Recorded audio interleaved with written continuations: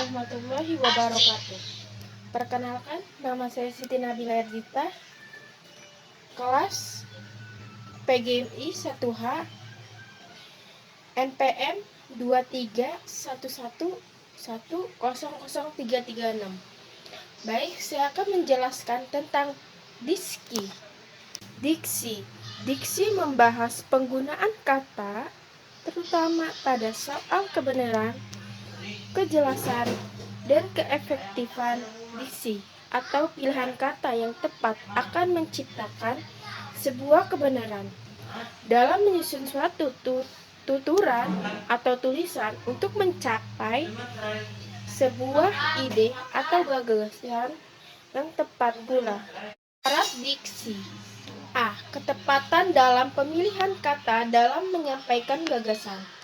B. Pengarang harus memiliki kemampuan dalam membedakan secara tepat nuansa-nuansa makna sesuai dengan gagasan yang ingin disampaikan, akan kemampuan menemukan bentuk yang sesuai dengan situasi dan nilai pembaca. C. Penguasa berbagai macam kosakata dan mampu memanfaatkan kata-kata tersebut menjadi kalimat yang jelas, efektif, dan efisien. Jadi, jenis diksi itu ada 12, yaitu denotasi, kata konkret, kata ilmiah, kata selang, konotasi, kata umum, kata populer, kata asing, kata asbrak, kata khusus, jargon, dan kata serapan. Denotasi: konsep dasar yang didukung oleh suatu kata dalam kurung makna itu menuju pada konsep referen atau ide. Denotasi juga merupakan batasan kampus atau definisi utama sesuatu kata sebagai lawan dari konotasi atau makna yang ada kaitnya dengan itu. Denotasi mengacu pada makna yang sebenarnya. Denotasi adalah sesuatu jenis makna kata yang mengandung arti tambahan, imajinasi atau nilai rasa tertentu. Konotasi merupakan kesan-kesan atau asosiasi dan biasanya bersifat emosional yang ditimbulkan oleh sebuah kata di samping batasan kampus atau definisi utamanya. Konotasi mengacu pada makna bias atau makna bukan sebenarnya. Asbrak, kata yang mempunyai referen berupa konsep. Kata asbrak sukar digambarkan karena referensinya tidak dapat diserap dengan panca indera manusia. Kata umum, kata yang mempunyai cakupan ruang lingkup yang luas. Kata konkret, kata yang merujuk pada sesuatu yang dilihat atau dirasakan oleh satu atau lebih dari panca indera. Kata khusus, kata-kata yang mengacu kepada pengarahan yang khusus dan konkret. Kata ilmiah, kata yang dipakai oleh kaum terpelajar.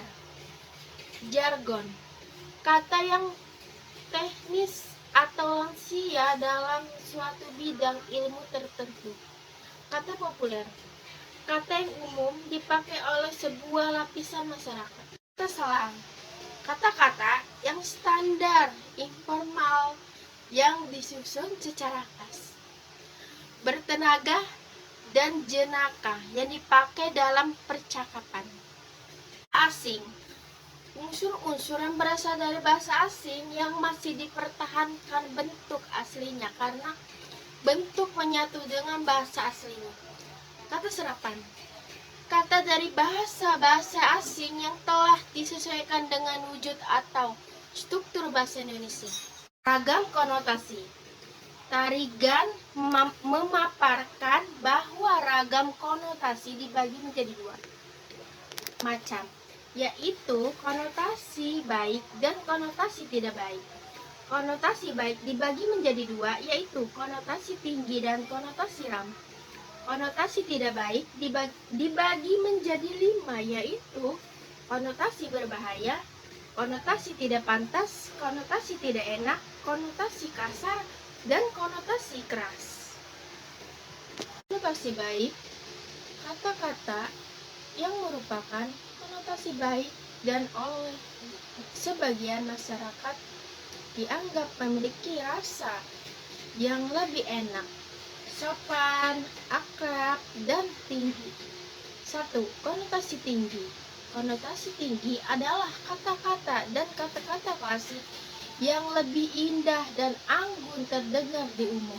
Konotasi ramah. Konotasi ramah adalah kata-kata yang berasal dari dialek atau bahasa daerah karena dapat memberikan kesan lebih akrab, dapat saling merasakan satu sama lain tanpa ada rasa canggung dengan pergaulan. Konotasi tidak baik. Konotasi tidak baik berarti kata-kata yang oleh sebagian masyarakat dianggap memiliki nilai rasa tidak sopan, tidak pantas, kasar, dan dapat menyinggung perasaan orang lain. 1. Konotasi berbahaya. Kata-kata yang erat kaitnya dengan kepercayaannya masyarakat pada hal-hal yang sifatnya magis. Terus yang kedua, ada konotasi tidak pantas. Kata-kata yang diucapkan tidak pantas tepatnya dan mendapatkan nilai rasa tidak pantas, sebab jika diucapkan kepada orang lain, si pembicara dicela oleh masyarakat sebagai orang yang tidak sopan. Konotasi tidak enak. Nilai rasa tidak enak yang berkaitan erat dengan hubungan sosial dalam masyarakat. Konotasi kasar. Kata-kata yang terdengar kasar dan mendapat nilai rasa kasar. Yang 5. Konotasi keras. Kata-kata yang mengandung suatu pertanyaan yang berlebihan dengan membesarkan suatu hal. Si arkais. Istilah arkais berasal dari bahasa Yunani. Artinya dari sebuah masa yang lebih awal dan tidak dipakai lagi atau sesuatu yang memiliki ciri khas atau antik, sesuatu hal dalam ilmu bahasa yang sudah lama dan tidak dipergunakan lagi, seringkali disebut arkaisme. Dalam Hasan Alwi, arkais adalah sesuatu yang berhubungan dengan masa lalu atau kuno dan tidak lazim dipakai lagi, ketinggalan zaman.